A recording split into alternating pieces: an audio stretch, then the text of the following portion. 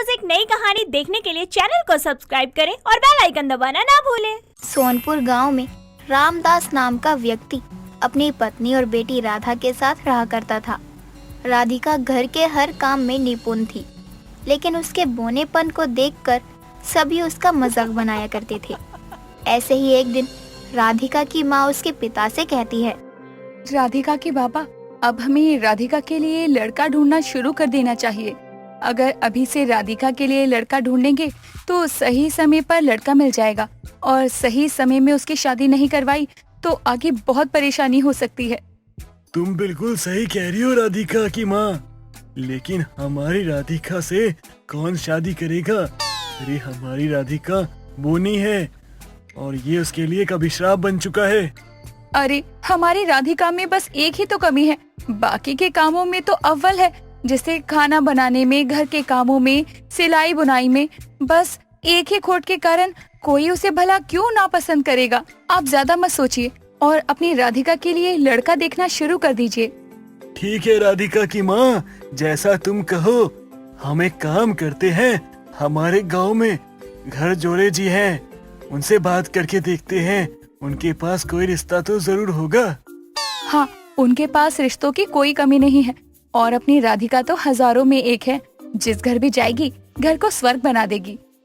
अगले दिन रामदास राधिका के लिए रिश्ता ढूंढना शुरू कर देता है, लेकिन उसके बोनेपन की वजह से उसका रिश्ता कहीं नहीं होता। ऐसे ही दिन गुजरते रहते हैं।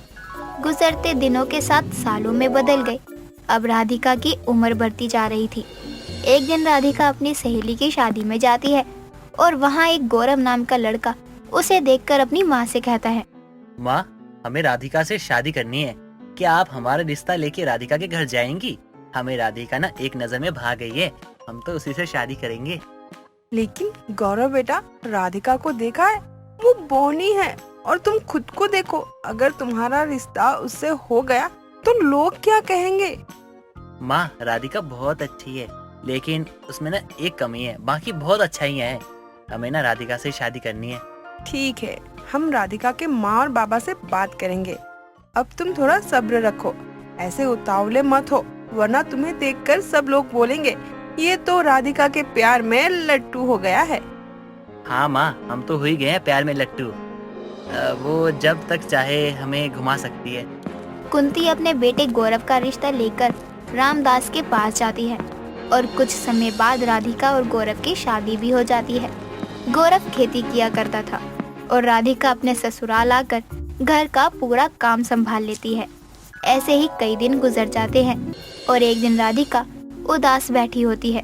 तभी गौरव राधिका से पूछता है, क्या बात है राधिका, तुम ऐसे उदास की बैठी हो? किसी ने कुछ कहा है क्या तुम्हें? नहीं गौरव जी, हमें किसी ने कुछ नहीं कहा। आज तक हमने अपने बौनेपन का ताना बहुत सुन लिया, लेकिन अब हमसे बाज होने का ताना नहीं सुना जाएगा।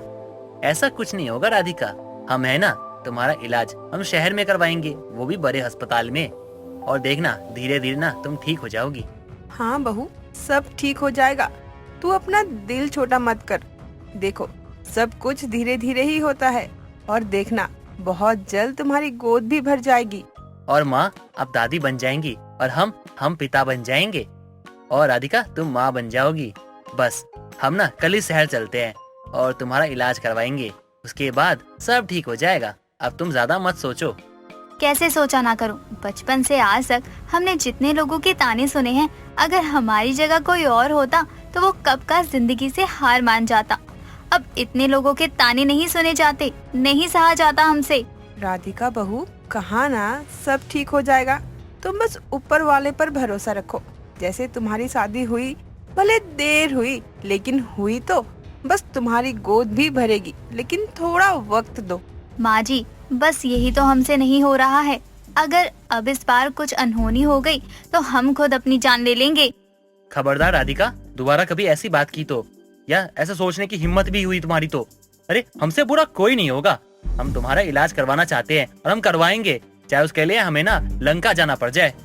गौरव राधिका को शहर ले जाता है, लेकिन वहाँ के डॉक्टर राधिका की ज्यादा उम्र और बोनापन देखकर साफ मना कर देते हैं। लेकिन गौरव हार नहीं मानता और राधिका को लेकर दूसरे शहर के डॉक्टरों के पास जाकर उसका इलाज करवाता है। डॉक्टर उसे कुछ दवाइयाँ देते हैं जिसे समय पर खाने के लिए कहा जाता है। अस्पताल से दोनों बाहर आते हैं और गौरव प्लेन को देखकर राधिका से कहता है, राधिका, राधिका वो देखो कितना बड़ा प्लेन है। एक बार ना हम तुमको ना प्लेन में जरूर बिठाएंगे, देख लेना तुम। हम ना तुमसे वादा करते हैं, जब भी दूसरी बार शहर आना होगा ना तब हम प्लेन में ही जाएंगे।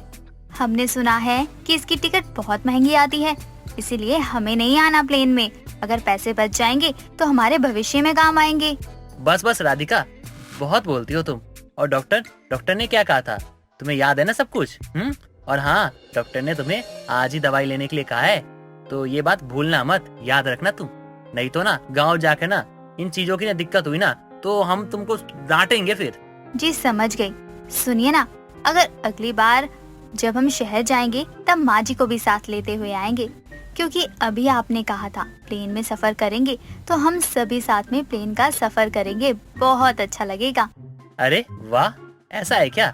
तो ठीक है ना, जब डॉक्टर ने हमें दोबारा आने को कहा है ना तो हम साथ में ना प्लेन से जाएंगे, ठीक है? खुश? अब दोनों गांव के लिए निकल जाते हैं और राधिका डॉक्टर के बताए अनुसार दवाइयों को टाइम पर ही लिया करती थी। एक दिन काम करते हुए राधिका अचानक बेहोश हो जाती है। तभी गौरव गांव के वैद्य को बुलाकर लाता है और वैद्य जी घर वालों को खुशखबरी देते हैं। वैद्य के जाते ही तभी गौरव कहता है, माँ, हम पिता बनने वाले हैं और आप दादी। और राधिका के घर वाले ना बहुत खुश होंगे, उन्हें यह बात बताते हैं अभी। हमने कहा था बहू, एक दिन ऐसा जरूर आएगा जिस दिन तुम्हारी गोद भर जाएगी। भगवान के घर देर है लेकिन अंधेर नहीं, तो बस सब्र की जरूरत है। बाकी ऊपर वाला हम सब पर अपनी कृपा बरसाते जरूर है। जी माँ जी, आपके दिए हुए हौसले से ही आज तक हम खुद को मजबूत बनाए बैठे हैं। आप जैसी सास हमें मिली, हमारी तो किस्मत ही निखर गई। और हमारा कुछ नहीं क्या? अरे हम भी तो पिता बनने वाले हैं, हमारी भी भावनाएं हैं। वाह, क्या सास बहू की जोड़ी है।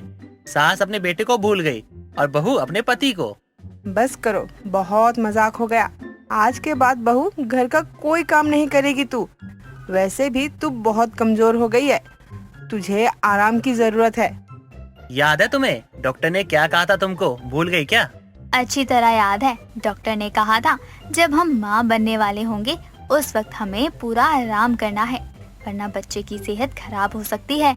डॉक्टर ने कहा है कि राधिका के जब 9वां महीना चले तो हम उसे लेकर शहर चले जाएं, ताकि डॉक्टर उसका ध्यान सही से रख पाए और बच्चे और माँ की ना कोई दिक्कत ना हो। तो मुझ पर सब कुछ छोड़ दे बेटा। मैं अपनी बहू और होने वाले बच्चे को कोई तकलीफ होने नहीं दूंगी। अब मन लगाकर काम करना होगा तुझे, क्योंकि तेरी संतान आने वाली है इस दुनिया में। गौरव अब अपने काम में मन लगाता है, ज्यादा से ज्यादा मेहनत करता ताकि वो अपनी आने वाली संतान के लिए कुछ अच्छा कर सके। ऐसे ही वक्त गुजरता रहता है और अब राधिका का 9वां महीना शुरू हो चुका था। तभी कुंती अपने बेटे गौरव से कहती है, गौरव बेटा, राधिका बहू का 9वां महीना पूरा होने वाला है। इसे डॉक्टर के पास कब लेकर जाओगे? देखो, हम अपने आने वाली वंश के साथ कोई जोखिम नहीं ले सकते। जल्द से जल्द लेकर चलो बहू को। लेकिन माँ, अभी फसल बोया नहीं है हमने, तो हम अभी कैसे जा सकते हैं? आप राधिका को लेकर अस्पताल चली जाओ, हम पीछे से आते हैं। ठीक है बेटा, फिर हम चलने की तैयारी करते हैं। लेकिन सफर में कितने दिन लगेंगे? तब तक कुछ हो गया तो? माँ, कुछ नहीं होगा। आप दोनों के लिए ना हम प्लेन की टिकट करवा देते हैं। आप लोग ना कुछ ही घंटों में पहुँच जाओगी। लेकिन हाँ, उससे पहले आप लोगों को ट्रेन से जाना होगा थोड़ी दूर तक। गौरव प्लेन की टिकट ऑनलाइन बुक करवाता है और अपनी माँ पत्नी को स्टेशन तक पहुँचाता है। कुछ देर बाद कुंती अपनी बहू को लेकर प्लेन का सफर तय कर रही होती है। तभी उसे प्रसव पीड़ा होने लगती है और वहीं एक डॉक्टर उसका इलाज करती है और राधिका एक प्यारी सी बेटी को जन्म भी देती है। कुछ समय बाद अगले एयरपोर्ट में उतरकर दूसरे प्लेन से दोनों सास बहू अपनी बच्ची को लेकर गांव पहुंचते हैं। तभी राधिका कहती है, माँ जी, आज हम अपने बच्चों के साथ सही सलामत हैं, बस अपने प्लेन के सफर के कारण, वरना आज बहुत बड़ी अनहोनी हो जाती। और आज बोनी बहू का प्लेन का सफर भी पूरा हो गया और साथ ही मेरा भी। दोस्तों अगर आपको ये कहानी पसंद आई तो इसे लाइक करें, शेयर करें और कमेंट करके बताएं कि कहानी में आपको सबसे अच्छा क्या लगा।